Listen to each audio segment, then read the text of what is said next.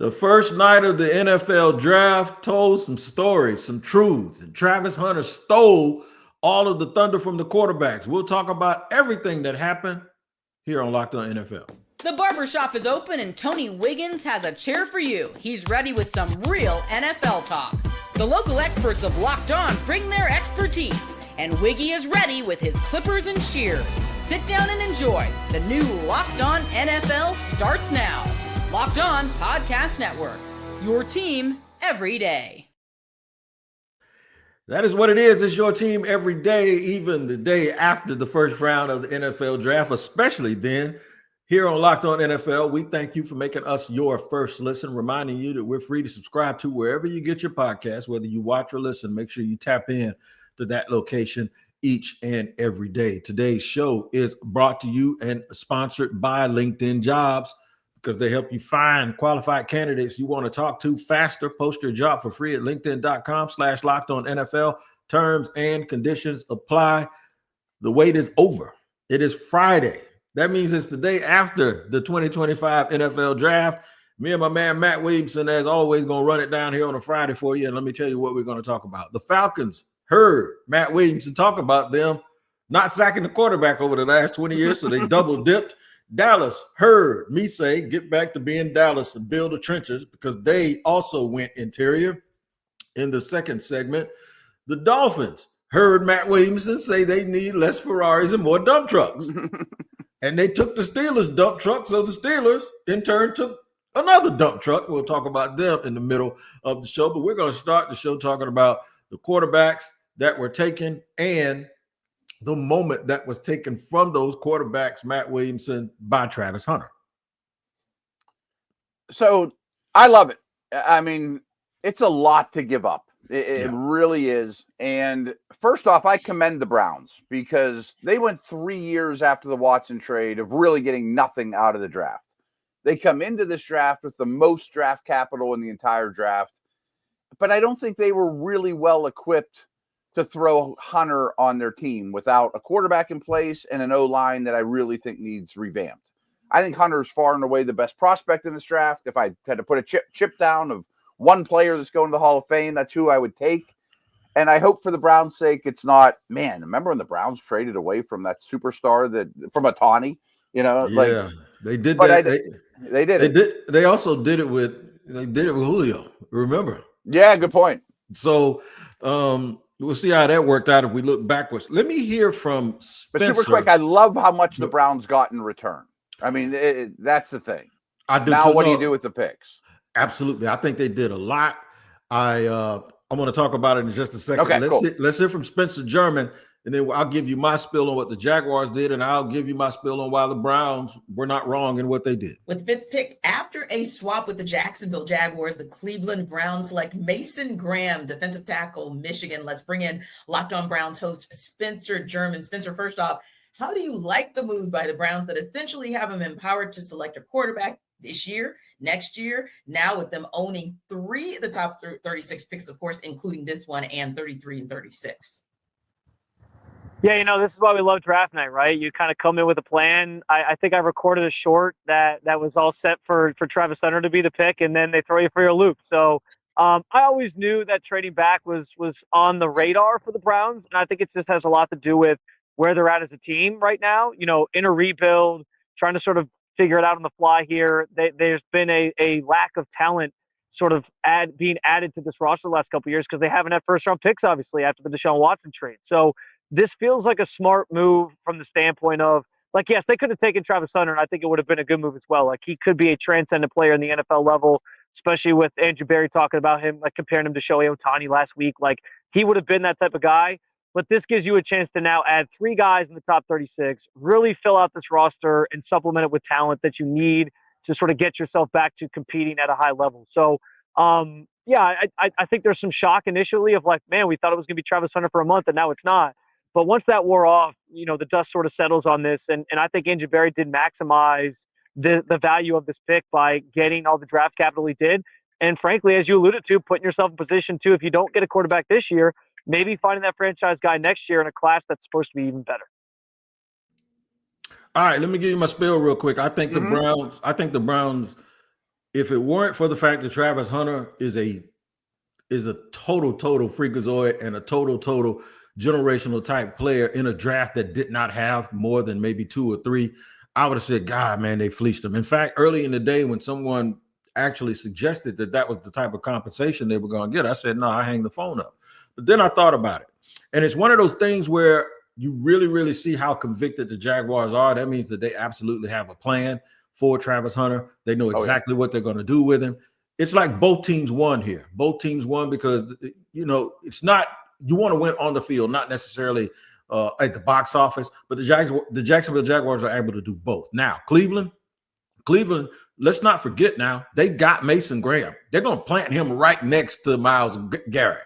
That's supposed to be pretty dang on good for a player that the Jaguars were supposed to end up with. I think depends on what Cleveland does from this point forward. They got the first pick in the second round. What if they take Shedeur Sanders and end up with the player people thought that they should have got at number 2? Yeah, and I understand that, and that would be fine. What I would do is probably roll with the guys they have or call Kirk Cousins and use those 2 picks, both of which could be high. You may end up with the 3rd and 12th pick in the draft next year and go all in for a big-time quarterback. Now, where I have a problem, sort of, is I think the 4th and 5th pick in this draft, Will Campbell and Mason Graham, Peacock and I have been laughing that they're the carbon copy of each other. They're the offense and defensive versions of each other. Like, neither one of those guys has any business being a top 5 pick, in my opinion. Like, Graham walks out on the stage in his suit, and I'm like, I don't want that to be the first defensive tackle on the board. I want him to look like Chris Jones. Like, who's that guy? I want him to look like DeForest Buckner. I want a trait that's like, wow, look at that dude. And even Will Campbell's narrow. Like, both those guys to me are culture setters. They're high floor guys, but I don't think either one's a really good prospect. They're starters, not stars. I think that's the best way. That's the best way to say it. I didn't want to pick 4, 5, 6 in this draft, no matter what. I'm not sure what I would have done, but yeah, no doubt about it. The Giants had a chance to come back up and get Shedeur Sanders after they made their first pick, which is Abdul Carter, and it's a no-brainer. They did come back up and get a quarterback, but it wasn't Shedeur. Check this out.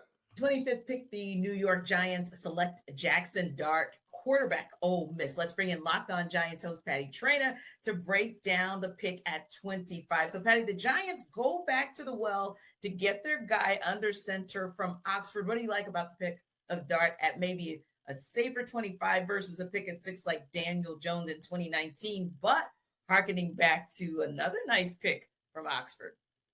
Yeah, the Eli Manning connection, right? Giant fans are only hoping that Jackson Dart turns into the next Eli Manning. But no, seriously, I like this pick because it wasn't a reach. At a certain point, I think in the draft order, you were getting into second round territory. So really what the Giants did, they gave up their second round pick, which, you kind of figured was going to be part of the cost.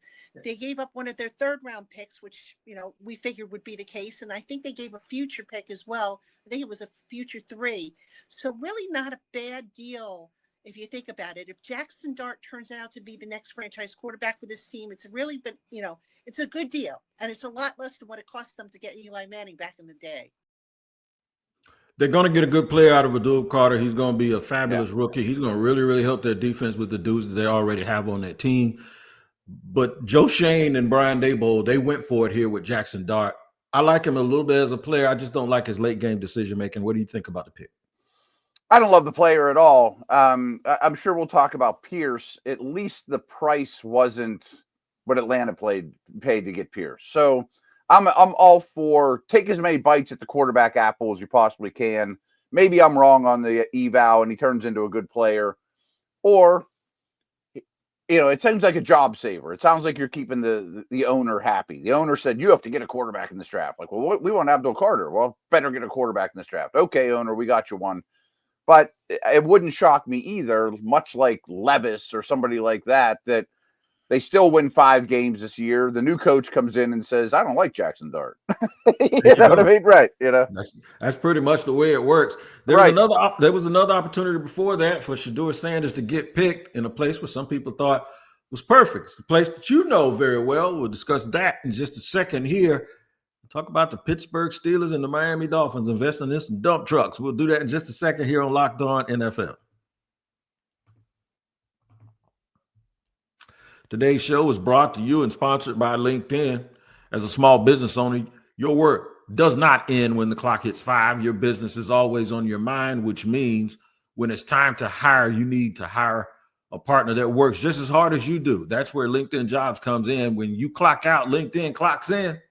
LinkedIn makes it easy to post your job for free, share it with your network, and get qualified candidates all in one place. Post your job. LinkedIn's new feature can help you write job descriptions and then quickly get your job in front of the right people with deep candidate insights. And here's a pro tip. Add the hashtag hiring frame to your profile picture to double your reach to qualified candidates. No wonder 72% of small businesses say LinkedIn helps them find high quality hires. Post your job for free at linkedin.com/lockedonnfl. That's linkedin.com/lockedonnfl to post your job for free. Terms and conditions apply. All right, rolling along here on Locked On NFL on a Friday with Matt Williamson from the Peacock and Williamson podcast, talking about this draft. Matt, of course, is based in Pittsburgh, is in the building all the time. Doesn't work. I was there all day yesterday. Yep, all day. Doesn't work for the Steelers, but he's very, very close to it. And there's a lot of smoke of whether or not Mike Tomlin was going to go and draft Shedeur Sanders if he fell. I kind of work for the Steelers. I do get a check with the Steeler helmet on and with Mr. Rooney's signature. So I kind of do, but I don't get any NFL benefits. So let me fix this. Okay, you work for the Steelers, but you ain't all in the war rooms getting inside information. How about that? How about that? There you go. Yeah. And I don't get playoff checks and things of that nature either. See, there you go. We always got to make sure we fix it up and present it the right way. I thought Shedeur, when they got there, because of Pittsburgh's desperation at quarterback, because of what's going on, and because it just seems like Mike Tomlin would be a very, very good spot for a guy like Shedeur Sanders. Pittsburgh stayed true to their board, man, and they said, no, we want a defensive tackle, and they got the guy that I comped to Stephon Tuitt. Yeah, and I'm not saying they don't like Sanders. I think they do, but I found it really funny. In the days leading up to the draft, I said this on my Steelers show over and over and over, that all the national guys, the insiders, this is the Sanders landing spot. All of us local guys that are around the team are saying they want their next Cam Hayward. They want their next Tuitt. That's the hole on the roster. That's what this team's all about. And didn't shock me one bit. I mean, many people ask me, who do you think they're going to take? I'm like, it's going to be Nolan, it's going to be Grant, or it's going to be Harmon. And they wasted no time whatsoever. I got a little nervous when the first two fell.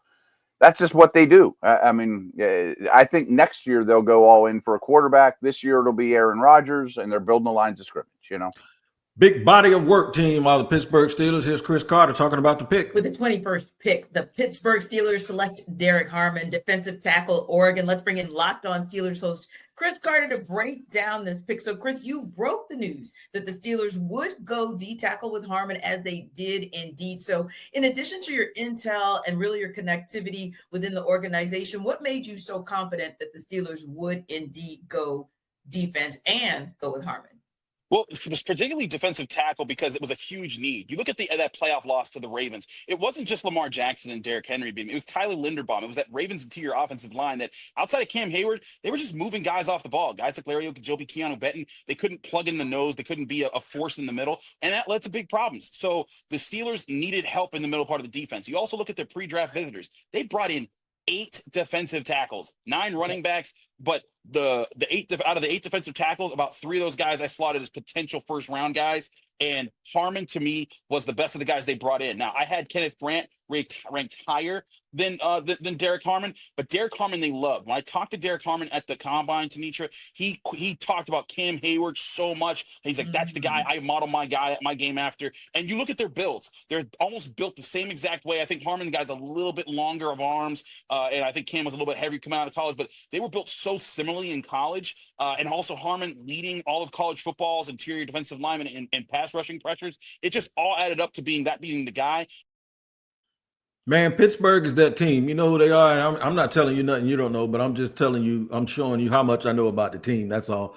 Pittsburgh is the team. When you go to the doctor and you physical and you run your labs, I don't care what you tell him, he's going to go by what's on that sheet. And Pittsburgh's sheet said they needed a defensive tackle, and that's what they went and got. 100%, 100%. And I could see it a mile away, and it's exactly what I wanted to happen. And it wouldn't even shock me, Wig, if they grab a nose in the 4th round too. You know, Jamari Caldwell and that's somebody like that. You know, that's my guy now. I got to get him in Jacksonville, so I got to get him in Jacksonville. They're going to room together, the Oregon guys. Yeah. I got it right. I cannot lie. When I got to pick 13 last night and Miami was on the clock, I was sitting there saying, all right, don't take no Ferrari, take a dump truck. Yeah. Truck. I got a bunch of tweets as soon as it happened. They got the dump truck. Yeah. In fact, they got the dump truck that Pittsburgh was hoping it fell to them, but he did not. Check this out from Kyle Krabs. With the number 13 pick, the Miami Dolphins select Kenneth Grant, defensive lineman from Michigan. Presented by LinkedIn. Here to talk about this with me is Kyle Krabs, the host over at Locked On Dolphins. Kyle, appreciate you taking the time. Kenneth Grant was a popular name in mock drafts, a lot of differing opinions on where he was actually going to go, and a run on defensive lineman. Miami takes part in that with Kenneth Grant. How do you like the fit, and how do you like him in Miami's defense? Yeah, I think this is a great opportunity for the Dolphins to kind of take advantage of a big body defender that has some pretty rare athletic potential at his disposal, but the run defending profile is a pretty high floor player, and the Dolphins really had a glaring vacancy opposite Zach Sealer on that defensive interior, with Christian Wilkins leaving the year prior in free agency, and then they replaced him with Calais Campbell in a snap rotation.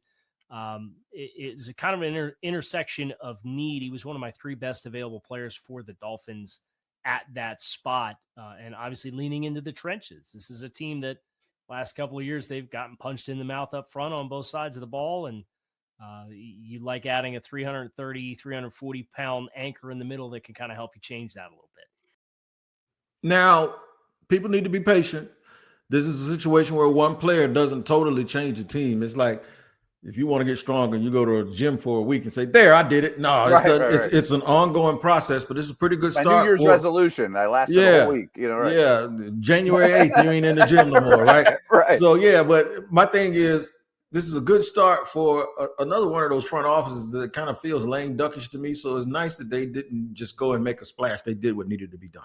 Yeah, and I don't envy that roster. I mean, they need a safety, they need a corner, they need a lot of O-line help. I think they're a declining organization that kind of missed their window. But I do think there's some self-scouting that we might have to change things around here. Give me a dump truck, So I was happy to see that pick for their case. Good step in the right direction. In case y'all didn't know, we're talking about teams that pretty much won on draft night because they had a pretty big window to have to, they had a lot of blue sky. So anything could be, all they had to do was just walk into the draft room and they were probably going to win a little bit, and they got what they want. The Atlanta Falcons, they are the team that we will lead segment 3 with because we joked about them too. And it wasn't really a joke. Matt Williams just kind of made the point in the last 5 years, then the last 10 years, last 15 years, and then the last maybe 20 years, the Atlanta Falcons have been dead last in quarterback sacks in the National Football League. They made a move to fix that. We'll talk about whether or not they were able to do it in just a second here on Locked On NFL.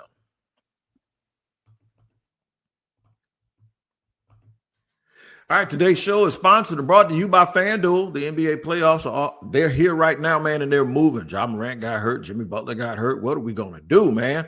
I tell you what FanDuel is going to do. They're going to give new customers an incredible way to get in on the action. Right now, when you join FanDuel and place your first $5 bet, you'll get $250 in bonus bets if your bet wins. I love how FanDuel makes betting so easy, whether it's picking my favorite team or diving into player props. From 3-point field goals to steals to assists, FanDuel has so many ways to bet your favorite player props. Plus, after the game tips off, you can even combine live prop bets into a same-game parlay for a chance to win big. Don't miss out. Head to FanDuel.com and claim your $250 in bonus bets today.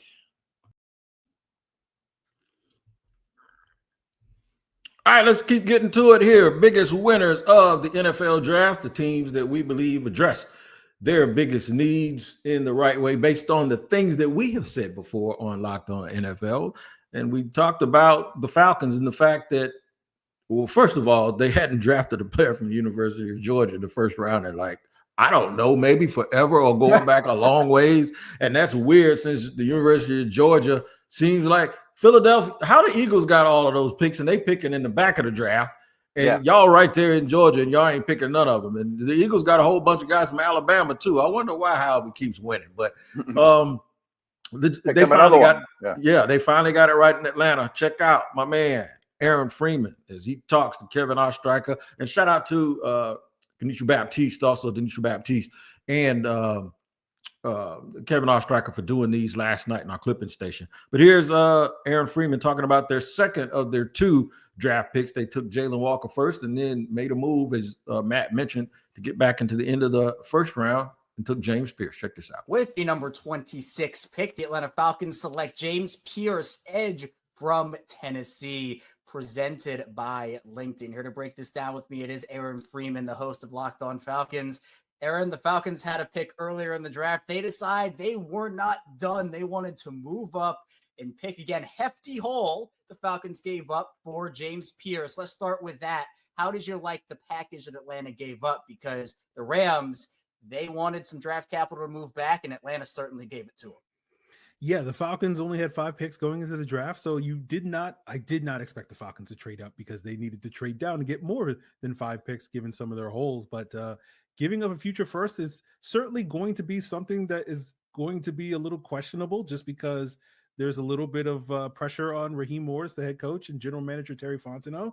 And are they on the hot seat? If the team does not win this season, 7 years without a winning record, are they going to be out? And did they just trade the next general manager's potential first round pick? So that's going to be the question. But it's a big, bold move for the Atlanta Falcons to double dip at edge. They double dipped at quarterback last year. I guess this is just the Terry Fontenot MO to just, hey, we got a problem. We're going to take 2 swings at it and hope that at least we hit a home run with one of them. And, things are looking up for Michael Penix. So I think, things are looking potentially positive for them to hit at least on one of these edge rushers in round 1. I think they hit on both of them. If all of the stuff you hear about him off the field kind of goes away, Nick Saban was on the broadcast last night. He absolutely loves both players. I know Jalen Walker can play stack linebacker, play off the ball. I anticipate in the odd front, though, they'll both be coming off the edge for the most part. And I think they're going to get their money's worth with them because I think they're both 2 very, very talented players. I think the Walker pick was the gift from the football gods that they Wasn't pounced on. Yeah. I mean, that worked out great. Do they give you a gift? Take it, unwrap it, and, wonderful. And trust me, I've been the most critical person about their pass rush going, and I like the aggression. But as these guys mentioned, man, I mean, trading future picks sounds like desperate front office to a very stable Rams team that's like, yeah, I'll take your future first, and that might be Matthew Stafford's replacement next year. I mean, I love it for the Rams because I didn't even see the Rams with a massive need in this draft. They move down 20 spots, pick up a future first. They're going to be a contender. I love it for the Rams. It's a little aggressive for my taste for Atlanta, but if it's for the next GM, I understand why it's coming. What they did. It's just more than I would have given up. Yeah, I think sometimes when teams get their quarterback, whether that quarterback is great or not, but if he's good enough that you're committed to him like they are, and like Jacksonville is the Trevor Lawrence, right. I really think it kind of opens up how bold you can be in the draft and just say, you know what, we're just going to kill all of that noise right now. So maybe what Atlanta's doing is they're taking a page out of Philly, where Philly fixed their secondary with 2 rookie picks in the same draft within 10, 12 picks of each other. And maybe that they can do the same thing and get that kind of production because the large body of work. It is a little bit of a risk, but like you said, I like the boldness. I like the lack of boldness for the Dallas Cowboys because I think it represents boldness. I have been going back and forth with Marcus Mosher in a playful way about Dallas not drafting another receiver and getting an outside player and a pass rusher. I say, man, just go back to being the Cowboys and getting those trenches. And looky what they did here in the first round. With the number 12 pick, the Dallas Cowboys select Tyler Booker, guard from Alabama, presented by LinkedIn. Here to break this all down with me is Landon McCool, one of the hosts over at Locked On Cowboys. And Landon, felt like Matthew Golden was that pick that was getting telegraphed for weeks and weeks. They go with Tyler Booker, who is an incredible player, didn't have the best combine, which I know in a lot of circles led to a lot of debates on where he actually would go. Dallas, second year. First it was Tyler Guyton last year. Later, Tyler Booker goes earlier. What are your overall thoughts as this pick went down? Oh, we're collecting Tylers. We had Tyler. We also have Tyler Beebe as our center, and we had Tyler Biotish, who ended up going to the Commanders just last year in the free agency. So, yeah, I mean, I think that the Cowboys have made a conscious effort to kind of change the culture and change the scheme a little bit in Dallas. The culture being they're looking for even more football loving guys, good culture guys. And then the scheme being more of a gap man power run game scheme. And Tyler Booker fits both of those two changes to a T. I think he's a guy who can come in right away. I've really changed my philosophy about offensive linemen these last few years. And I think Tyler Smith was part of that change, is that I want to see guys who come into the NFL ready to made with strength. I'm really tired of seeing like the athletic offensive linemen who come in and they just never have time to get any stronger. That is not a problem with Tyler Booker. He's going to be able to come in and move bodies right away. And I think that's what the Cowboys were looking for. He makes a great point about offensive linemen. Everybody lifting weights during the season, man. Everybody doing maintenance. Those dudes, the only time they can get stronger is in the offseason, and that ain't long enough. If you don't draft them strong, 9 times out of 10, they ain't going to ever get strong. And the Dallas Cowboys said, you know what? More dump trucks, maybe less podcasts. That's what they did last night with that pick with Tyler Booker.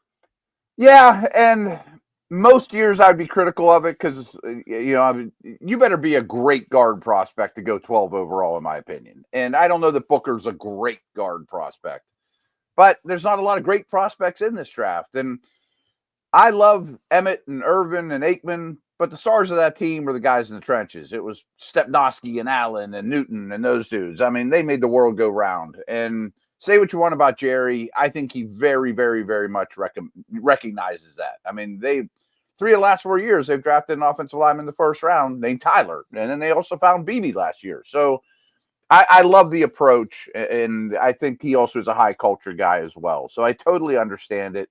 Whoever they draft in the 4th round, that running back can be on my fantasy team. I don't even care who it is. You know what I mean? You know what? I was in the military 35 years ago, and I still remember we had this thing called the Defender Creed. Shout out to the Air Force, right? Nice. And I can still repeat that thing. And we forget that Jerry Jones was a football player.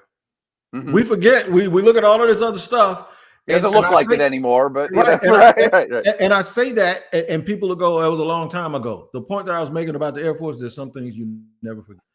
And Jerry wasn't an offensive lineman, if I'm not mistaken. I know Jimmy was a defensive lineman. So I do believe that anybody that played football, I don't care if it was 1945, they understand the physical part of this. They understand the gladiator aspect of it. And Jerry Jones did not surprise me at all by going back to the trenches last night. I think he got a good player because whether or not he is a star or not, I think he's going to be a star for them.